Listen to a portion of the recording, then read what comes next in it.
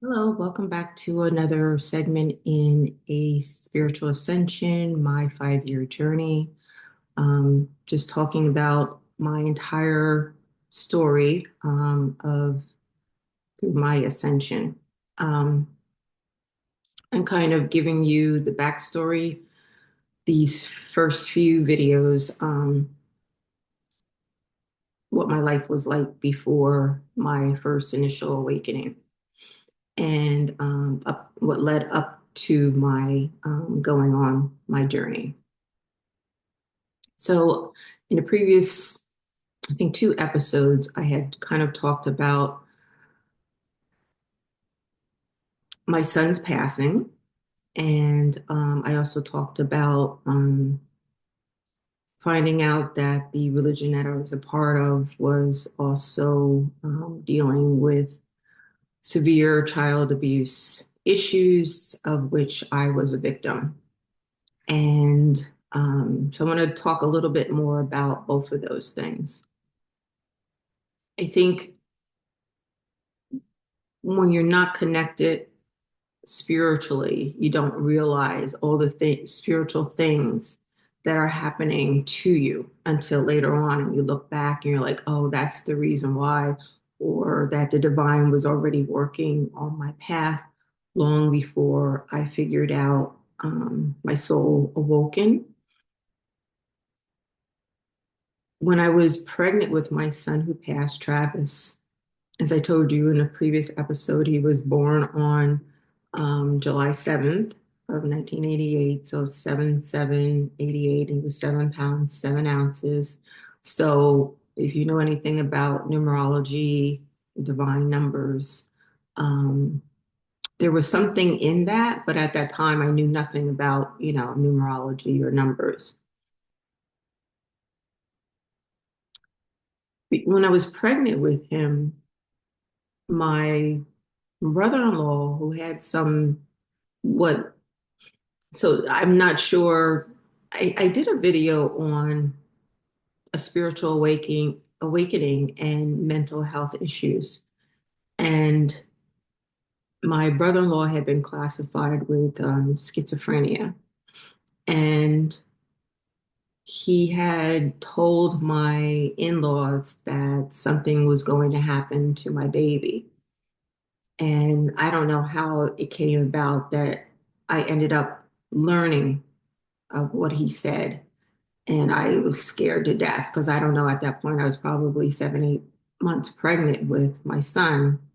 And I didn't know if he was going to be, born with some kind of, issue, or what could happen to him. I thought it was going to be something he was going to be born with. And he had only jaundice, regular pregnancy, regular delivery and everything. He had jaundice, and that was really the only thing. He other thing with him was he had the umbilical cord wrapped around his neck. So I remember when we got home from the hospital, my ex-husband had said, like, he didn't want him out of the room. He didn't want him in the nursery. He wanted him to be in a room with us because I didn't even know that the umbilical cord, we just know every time I pushed, his heart rate would go down. And they didn't tell me till later on that the reason for that was, well, actually, my ex told me, like, when we got home, that the cord was wrapped around his throat. So he says, I want him in the room with us. And then I went on to explain to you about his high fever. So there's a lot of things about him that were different than, most children. And I look back at it now, and it was like he was already showing me signs that there was going to be something different about him. He went on to, like I said, he did have a problem with very severe tantrums, and but went through school. He ended up being an honor student, extremely smart. Um, he was on. scholars, a national scholars. I forget what it was called, but just a lot of awards and things like that. I had taken him on a trip up to Harvard for this national honors, um, high school honors that he was a part of, and was looking forward to him, going to college and just using his knowledge because extremely smart child. And the thing was, too, he was so loving when you put aside the tantrums that he would have. He was such a loving child that, he would give you the, clothes off his back. Um, but I just wanted to give you a little bit more details about him because in the last video, I was just too overwhelmed to talk further. So now getting back to my discovery of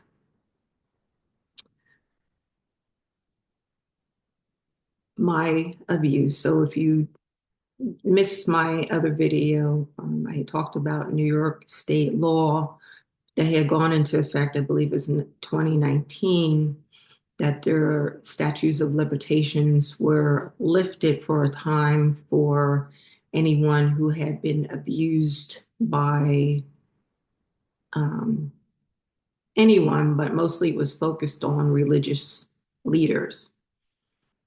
And it hit me hard because it had happened to me as a child and it was covered over. So if you go back to that video, you'll be able to see where I talk about, that experience. I think the hardest part in my thing, because a lot of people you were able to now bring a lawsuit. And I did call some lawyers because I was so angry, saying that I was part of this religion who thought they were the supreme religion. And they were a part of hiding things that were going on within their congregations worldwide. And as I talked about, there was the Australian Commission who there was over 1,000 children who were found out later on had been abused by church members, and it was hidden. So the same thing had happened to me when I was about 4 or 5. Um, it's kind of like after I get off the video, I said, oh, I should have said this, I should have said that. Um, the gentleman that I was dating at the time kept telling me that that religion was a cult. And I'm like, no, it's not a cult. No, it's not a cult. And because the thing, even though I had left that religion almost 20 years before and was no part of it, but I still had the thinking like that was the only thing I knew. And my family still to this day are a part of it. So I'm like, how could they not understand that, this religion um, was hiding things? Like, how could they accept that? And so I couldn't believe that in my heart that my family would be a part of something um, that covered things over. So anyway, long story short, trying to watch my time because I don't want to overwhelm you guys in videos. So plus I get overwhelmed just talking about these things, which is extremely hard. And like I say before, Spirit said it's time for you to tell your story. So one day I sat down and I just started doing research on this religion. And part of the thing, especially of occultists, say to believe what we tell you, don't believe what you read or hear from other people. Don't go on the internet, don't go researching anything because it's all lies. So when I started doing this research, I came across a website called Silent Lambs. And it was all people who had been a part of my religion who had also suffered through the abuse of this religion, were abused by members. And It was covered over. And I just sat there sick to my stomach. And I'm saying, I cannot, like just in disbelief, like I can't believe I was a part of this or that my family is still a part of this. And just the anger was rising, like, and that kind of was my first initial big awakening to say, and as I described it before, it's kind of like you realize that who you thought you were, um, you really aren't. So it took for weeks and weeks. I just did research upon research upon research and probably drove myself crazy trying to come to an answer, but there is really no answer. When you're talking about religion that has money and properties and land and has been in existence for over 100 years, and that's a big sign too.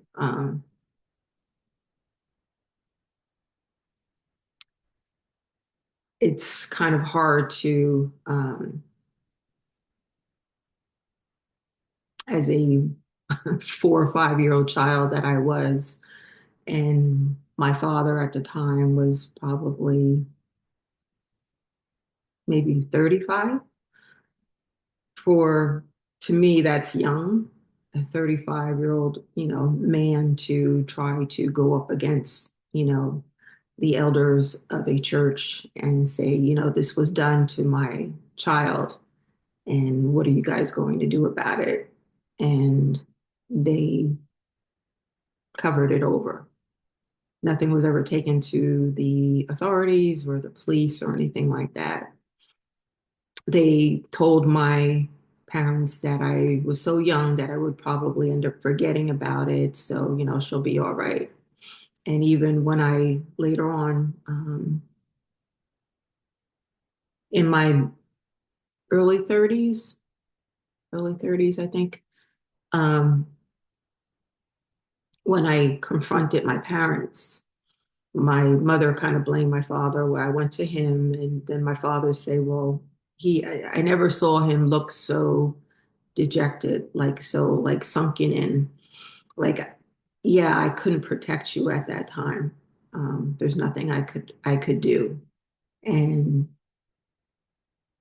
they all thought I would just forget about what had happened, but understand that a child never forgets. Even if they do put it out of mind, it's still always there. It's something that they knew wasn't supposed to happen to them. I had tried to see if, it was more of a lawsuit to say, I'm going to have you guys recognize what you've done to me, what you've put me through, and what you've put other children through, because the person who had abused me went on to abuse more children and was only then put in jail. Um, so if it would have stopped with me, I'm sure I probably wasn't the first, just because of the circumstances that other children wouldn't have gone through what I went through, or even, it would have been stopped. So, but because most of these lawsuits were trying to go after the hierarchy in the religions, um, the ones who had control. So, because this was someone who was just a member of the congregation, they didn't see it as anything that they could pursue. And so it was kind of like, okay, that's how it's supposed to be. And I know my truth, and um, that person's going to have to live with what he's done for the rest of his life. Anyway, I'm probably going to leave it there. I just wanted to kind of go through a couple things that clean up a couple of things that I had talked to about in the previous videos, and give you guys some background on that and some additional information. I'm so thankful for being able to share my story with you. And um, I thought that was going to be able to do this like within a month, but now I see that it's going to be a progression of time. And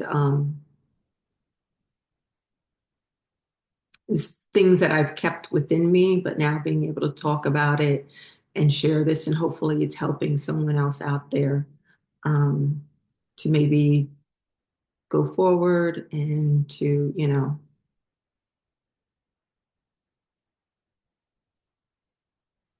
face whatever it is that they've been dealing with to heal.